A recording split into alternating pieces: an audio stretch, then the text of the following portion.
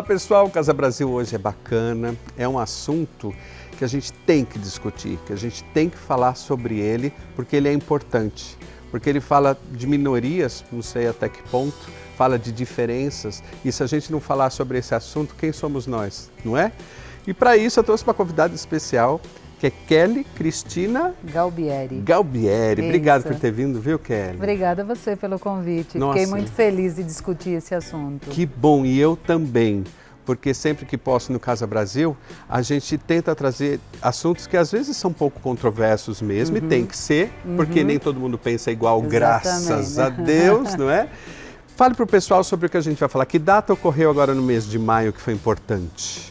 Dia 17 de maio, né, é o Dia Internacional de Combate à Homofobia. Okay. E como o Brasil é o campeão, né, o país campeão em mortes de LGBTs, então eu acho que é o país que mais tem que discutir o assunto, né?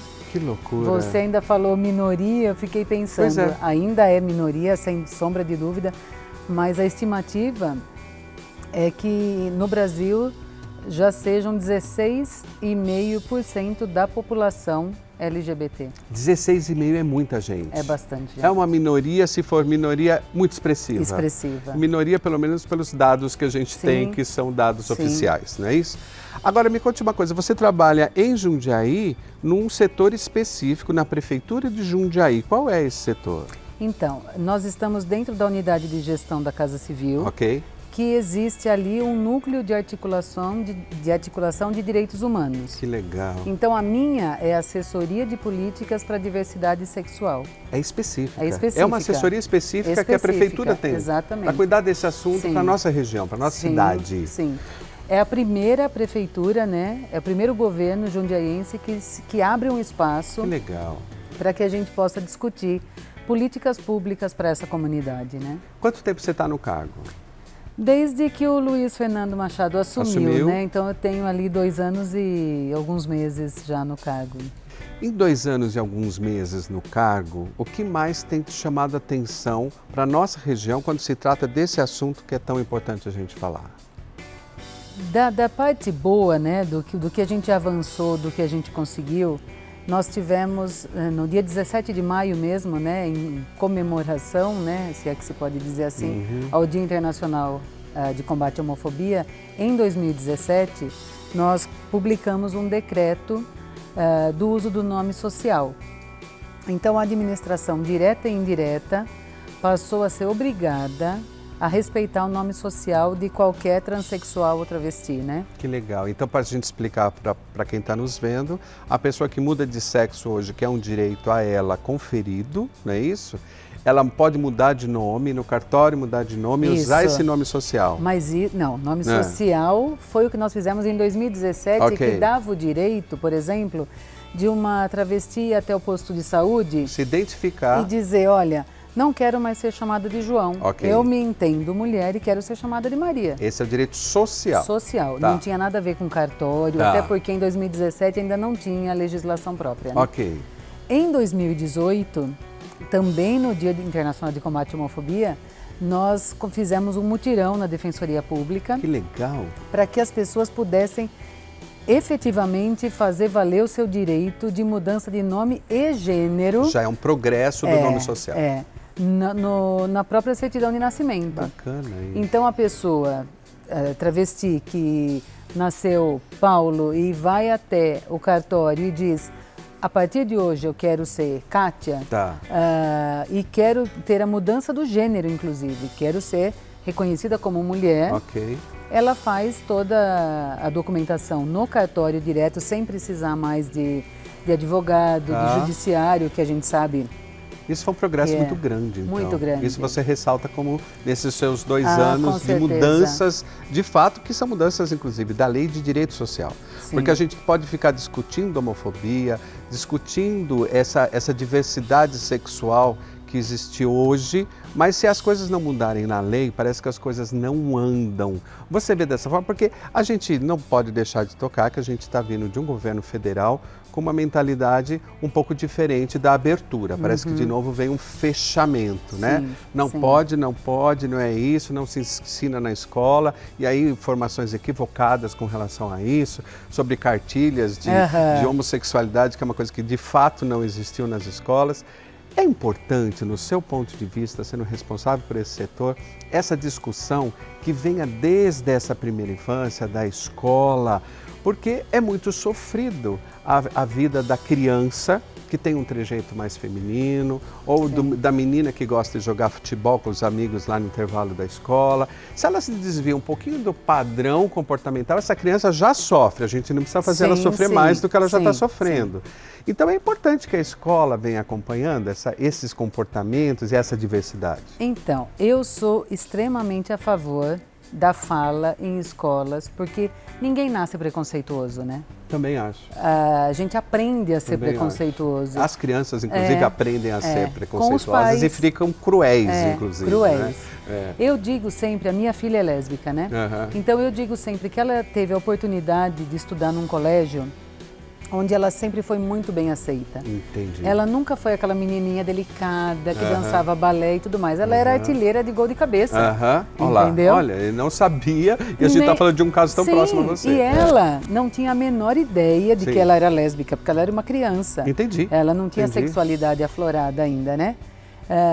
Então, como ela teve a facilidade de, no colégio dela, ter uma discussão, não sobre a homossexualidade, mas teve uma abertura para que todas as crianças pudessem ser como elas são. E falar dessas diferenças. Sim, ela nunca sofreu nenhum tipo de bullying na escola por conta do jeito dela. Que coisa, é uma exceção isso. É uma exceção. Não é uma regra, infelizmente. Infelizmente. Porque a gente tem contato com tantas crianças que vêm sofrendo um bullying, né, que não acaba. E aí, às vezes, infelizmente, é também colocada por professores, pelos pais, né? E aí as crianças em volta acabam adquirindo esse comportamento preconceituoso e reproduzindo, né? E criança, como ela é muito sincera, daí ela reproduz de uma forma cruel. É claro que esse assunto não vai dar para falar em um bloco, não tem jeito. Eu vou continuar a conversa com a Kelly já, espera aí, porque a gente tem muito a ser falado sobre esse assunto. A gente volta já.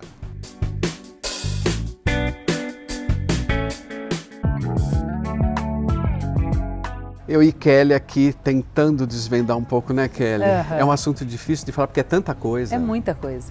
A gente está falando sobre diversidade sexual. 17 de maio foi uma data onde se festeja, entre aspas, porque é um dia que se traz à tona a discussão sobre diversidade sexual.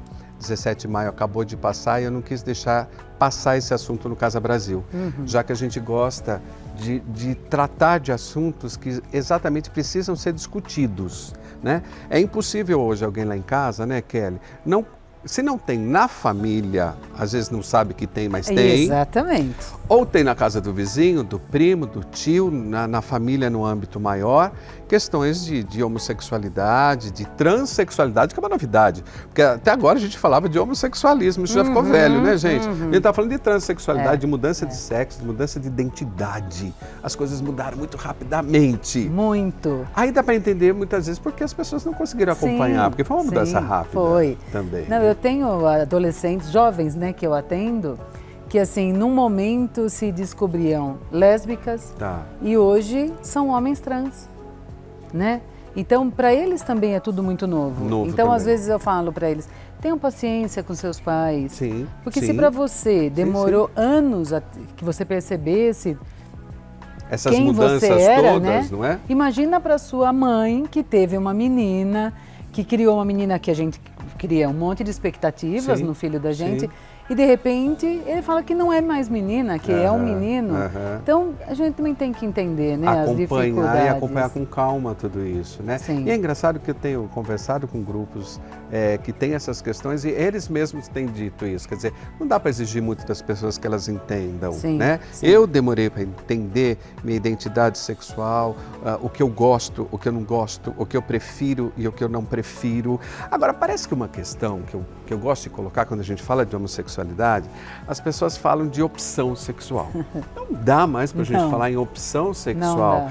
como é o correto da gente tratar? Porque se pudesse optar, ninguém ia optar pelo que é mais difícil, né? Optava pelo que é mais fácil. É mais fácil ser hétero no mundo de héteros. Ele não ia optar por uma coisa difícil. Ele tem o seu prazer da sua forma e olha, eu diria para você hoje, tendo feito psicologia aos meus 57 anos de idade, é difícil mudar a natureza. Isso é da natureza humana. Como é que a gente pode falar com esses pais que estão assistindo a gente lá em casa? Então, primeiro que é exatamente o que você disse, não existe opção sexual. Ninguém Nunca vi opta, dessa forma. eu não acordei um dia e falei, acho que eu vou optar por gostar de homens. Não existe meio maluco isso. isso. Então, essa coisa de dizer, olha, a criança, o menino a gente percebe mais cedo por conta dos trejeitos, porque menina a gente sempre teve liberdade para tudo, né? É verdade. Se eu quero jogar futebol, tudo bem. Se eu quero andar de mão dada com uma amiga, tudo bem. É mais se eu quero dormir na casa socialmente. da minha amiga, tudo bem. E o menino sempre sofreu mais isso, né? Não ter esse direito. É verdade. E alguns são mais afeminados mesmo. E eles às vezes falam para mim, olha, eu tento me segurar, mas eu não consigo. É da natureza. Viu, mas como as mulheres, não tem uma que fala com a mão, a outra já é mais quietinha. É a mesma coisa. Por que a gente entende que nós é que devemos definir como o outro tem que se vestir, como o outro tem que se comportar, quanto ele tem que mexer nas mãos, enfim. É assumir um papel que não é seu, né? Essa questão vai longe, na verdade, né? Vai. Quer dizer, as mulheres, você acha que elas sofrem menos socialmente, é isso? Elas sofrem menos, primeiro porque no imaginário masculino, ver duas mulheres juntas, tudo bem, né? É uma fantasia sexual do homem, às vezes. Ele não pensa em bater numa mulher porque ela está beijando outra mulher. Agora, se ele vê um homem beijando outro homem, ele tem nojo e ele tem vontade de bater. Alguns, né? Não, graças a Deus, não todos. Mas eu faço, às vezes, fala na Fundação Casa, na Semiliberdade, todos os meninos jovens falam isso. Não, duas meninas tudo bem, mas dois homens, que imagina, coisa. Isso nem pensar.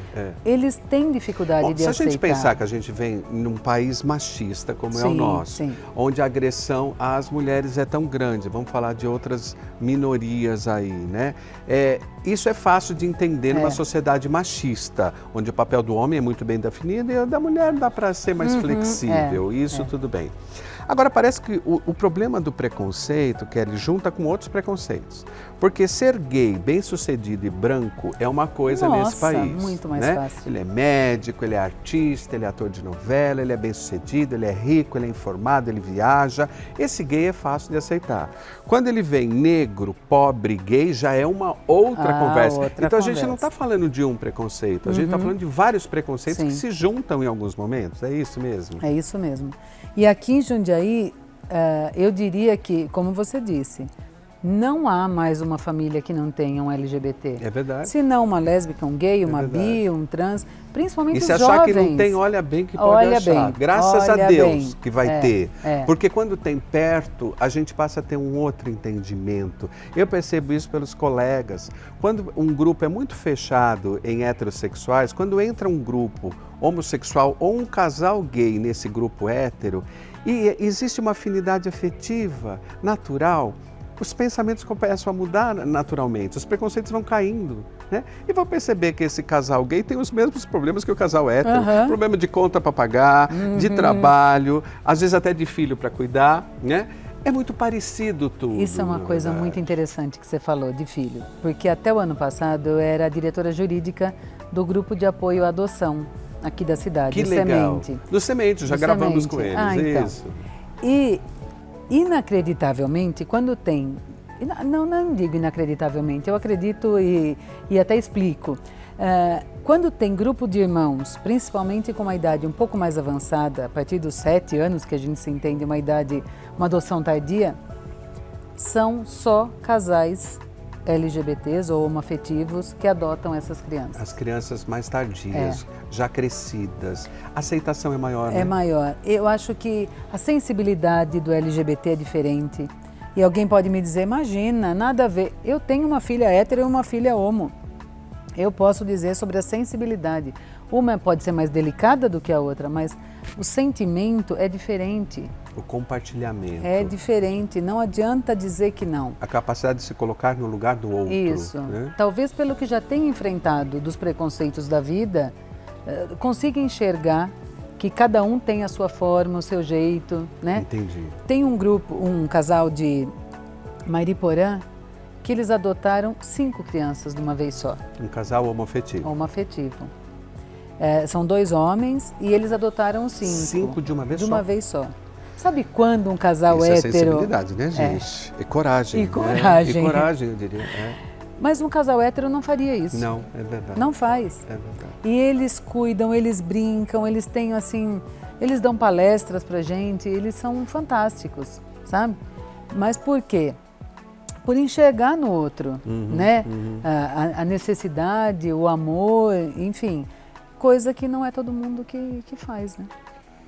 Para a gente encerrar a nossa entrevista com a Kelly, ai que gostoso conversar com você, vou trazer você mais vezes aqui. Pode trazer que vamos fazer uma roda, Ah. né? Trazer gente que está trabalhando com a isso. causa homossexual, dos negros, das mulheres, de parcelas da população que sofrem tanto com questões que poderiam já estar superadas. A gente está lá na frente pensando realmente em questões de desenvolvimento, Sim. de arte, de crescimento econômico, e a gente ficar falando dessa bobajada que é social e que ainda existe e que precisa ser falada. Dê sua mensagem final, olha para a câmera, para quem está lá em casa e manda o seu recado final para essas pessoas relativo a esse assunto que a gente está tratando. O que você diria para quem está nos vendo hoje? Olha, eu diria que é um tema muito difícil, muito complicado, principalmente para os pais que estão recebendo a notícia de que seu filho é LGBT. Também já passei por isso, Dionísio. Quando a Giovana, minha filha, me contou, eu também fiquei apavorada, eu também pensei no que a sociedade ia dizer, eu pensei em tudo. Hoje eu só agradeço a Deus, porque assim é uma menina maravilhosa, casada com uma outra moça que foi um prêmio na minha vida. Ganhei mais uma filha. E para aqueles que têm também a mesma dificuldade que eu, nós fizemos na assessoria 2 grupos para tratar dessas questões. Um que é o grupo dos jovens, então qualquer pessoa, não diria nem só jovem, embora o grupo chame Primeiros Passos, que seria para o jovem mesmo, todo LGBT que às vezes tem aquela homofobia internalizada, às vezes tem a dificuldade no trabalho, na escola, enfim, com os amigos.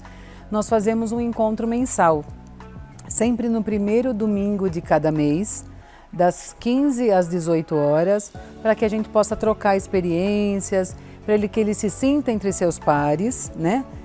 E possa ver que ele não está sozinho nesse mundo, não.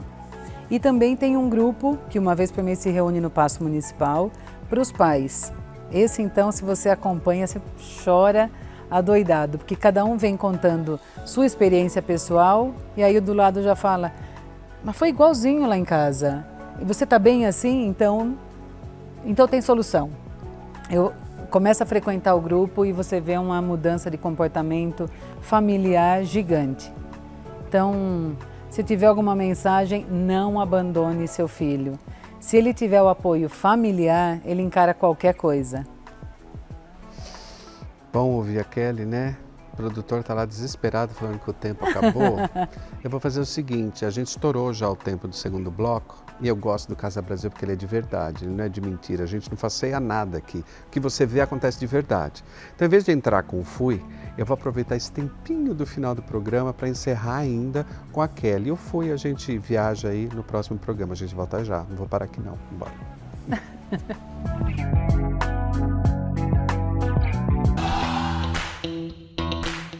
Gente, para encerrar com a Kelly, porque não dava para terminar aqui, é tão boa essa fala e eu acho ela tão importante, Kelly, para usar o seu tempo para você, porque eu também falo muito de coisas que me tocam e que a gente é sensível a tudo isso.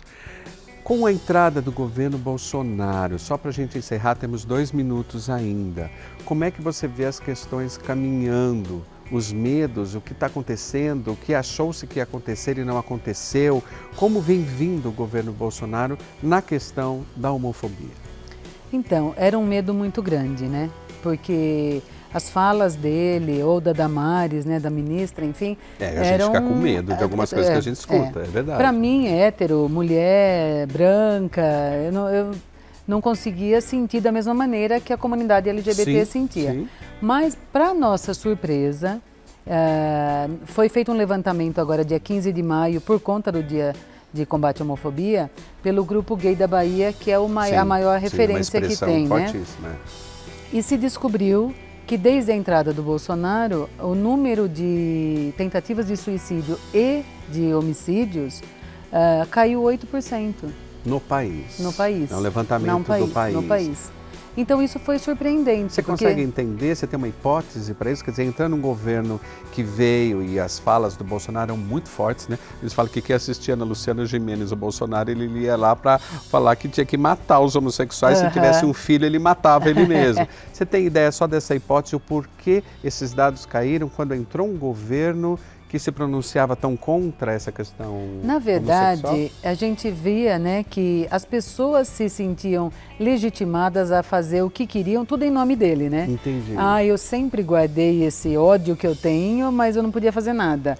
Agora, já que o presidente falou aquilo, então eu estou liberada. Eu não preciso mais. Só que eu acho que, ao mesmo tempo, a população se sentiu um pouco amedrontada com a repercussão que isso podia acontecer. Entendi. É a única explicação que se encontrou até hoje, porque é um número grande ainda, mudou do ano passado para esse, ao invés de homicídios por arma de fogo, passou a ser por arma branca, então tiveram algumas diferenças.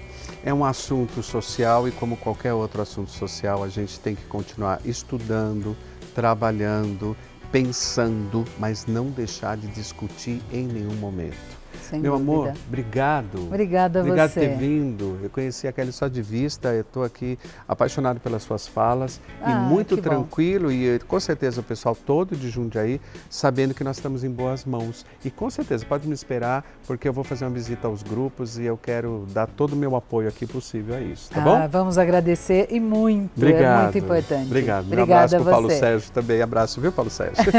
Pode deixar. Obrigado, prazer. Obrigada. Obrigado de te receber. Fica aí porque a gente volta já nada, o programa acabou, gente. Até semana que vem. Tchau.